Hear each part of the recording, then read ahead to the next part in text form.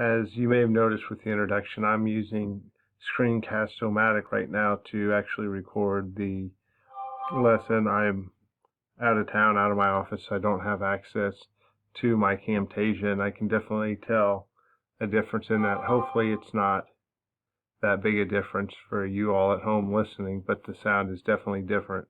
And that kind of ties into technology and society and how technology is changing society. I thought I'd spend a little bit of time just talking about how technology is changing society. Before we look at IT, we need to think about how technology has changed how we interact with people, how we do business. Everything in our life has been changed because of technology. Some for the better, some maybe not so much.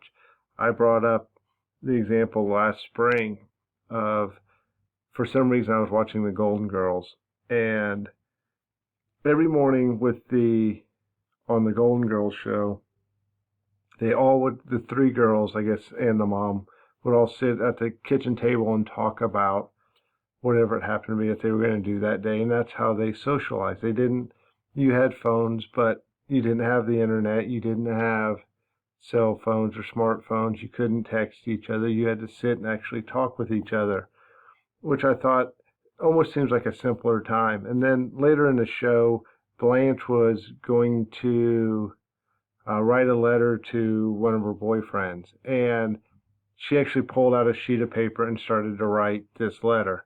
Now, if we had to do that, we'd probably send them a text message, maybe some other form of social media, but we wouldn't actually sit down and write it. It just shows something as simple as that, how technology has really changed how we interact in society. And the same goes for education, the same goes for business. Again, online class like this, at the time of the Golden Girls would not have been possible, but now our entire program is online. So technology is definitely having an impact in society. Yet another example of how technology is changing how we connect with people and connect in general is, what is your password? If you're going to spend the night at somebody's house, a friend, your family, you're going to say, what is your password to get on the internet? It's something that's just common now. I'm on vacation now, and I was at my sister's house yesterday, and I get there, and one of the first questions that seems to come up is, what is your password? How can I get onto your internet? And something as simple as that, 5 or 6 or 10 years ago, you would have never thought that would be an issue, but now, it is, and we want that connection. We want to be connected, and I'm sure those of you who are teachers know that in your classroom when you watch your students. They're always connected to some type of technology, and it is impacting how we communicate and conduct business. I have included a couple articles for you to read today, and this also tie into your assignment.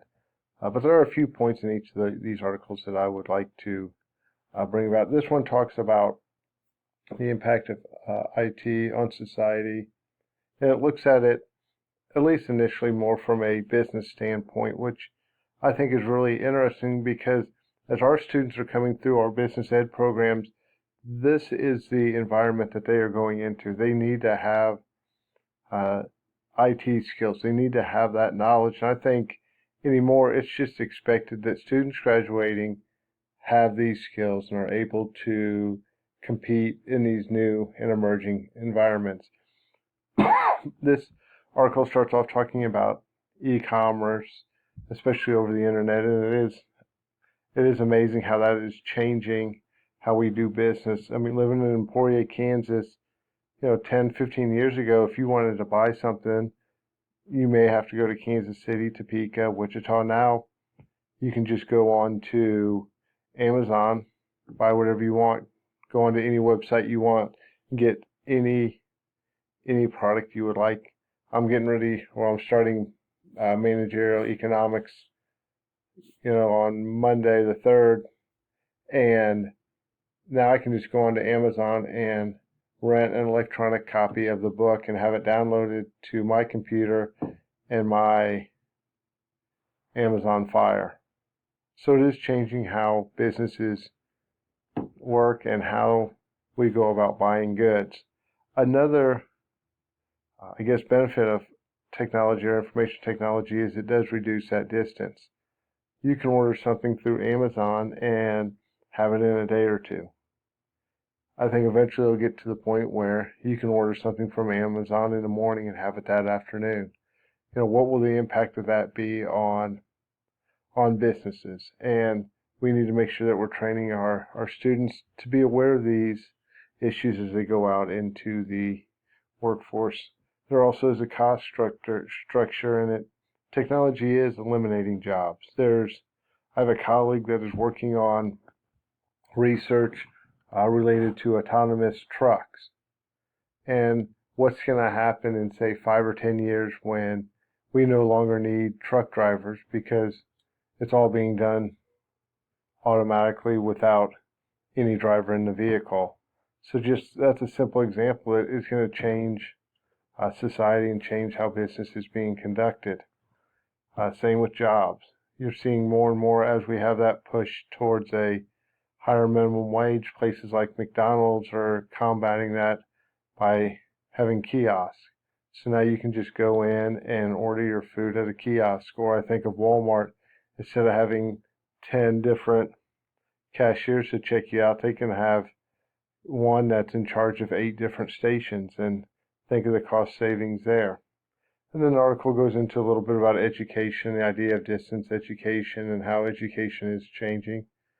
Again, 20 years ago, this class would have been really difficult to take online. But now, with online education, you can take online classes anywhere you want. I'm sure you can, if you look, you can find that every single school pretty much has an online program, and they're promoting that online program, let alone if you want to go out and find other free courses that you can take. There are numerous sites, or that are $40 or $50 to take a course if you're just interested in gaining the knowledge. And then last, it talks a little bit about privacy and how we are losing our private lives with this technology, and how people can find out so much information about us. And the IS course I just took, they talk a little bit about privacy and how people have so much access to your information now. And I always will tell my wife that, she's putting pretty much her entire life story on Facebook when she puts these pictures, what she's doing, what's going on. And people are just giving away their privacy with online and with different technologies. I don't know if there's a way to stop that, but it is definitely a concern. And will eventually people say, I don't want my information online, and will they try to do something about it? So this is a really good article that touches some of those features. And as I said again, there are endless angles that you can look at that, and we'll look at a few more here in the other article. The second article builds on the first article and looks at it from a little different angle, but again, the gist is that it's talking about information technology's impact on work and society. So this article starts off by talking about some of the major events, the timeline. I think just looking here at 1970, the first automatic teller machine is introduced. And think how something that simple, now all of a sudden you don't need to go to the bank as much, and you can just go to the ATM machine and get your money. Something that simple slowly starts trends that build upon that technology and impact, how we get money and how businesses are ran. So it highlights some of the major ones into the 90s. And then it talks about, it poses a question which I like, for example, how has the development of IT influenced the common traditions of society? And it gives a summary of what they believe the impact of IT has been on these different areas. They do it for each one of these, so it gives you a little bit of in-depth to each of the areas that they're talking about. It looks at government, it looks at business in general, and how things have changed. News and media. Think how we get our news and media now as compared to, 30 years ago. How many of you have a subscription to a newspaper? I assume most of you don't. And you don't need that now. You can just go online to any newspaper you want, find the information you need. If you need information, you go to Yahoo, you go to Google. Now, if we have a question, we go to Google. We Google it to try to find the solution.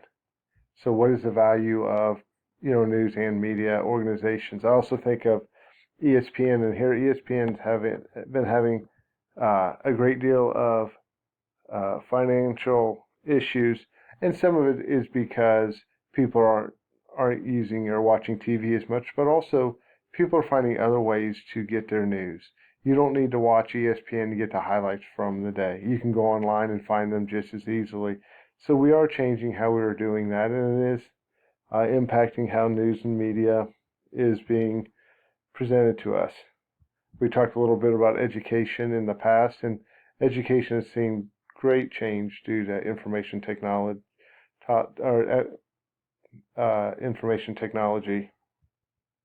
and now we have access to any material we want on the internet. And I think I told you before about the 2 classes I took in session 1, how they had exams that were multiple choice, but they were timed. And the whole idea is, if you give somebody a multiple choice test and you don't have it timed in an online environment, you can find the answer.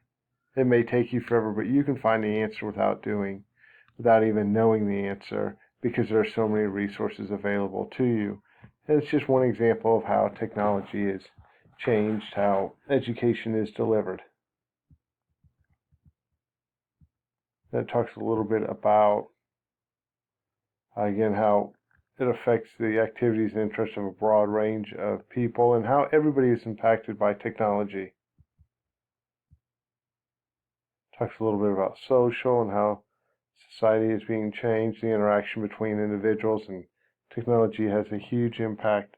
Thinking with our smartphones, it's interesting now that most people don't even use their smartphone to talk on the phone. Now, if people want to communicate, they're going to use Snapchat, they're going to text each other, and there's a lot less talking on the phone. Then it kind of wraps up their whole story. Again, it adds to this idea, and the whole purpose of this first week is just to get an understanding of the impact of information technology and how it is influencing society before we begin to delve deeper into how it aligns with business education, and also what we need to be preparing our students for when they go out into the workplace. Because as I said before, I think employers expect our students to have a strong understanding in IT and be able to complete tasks in that. Do they expect them to be proficient at every IT skill? No, but that they can pick it up and learn it quickly.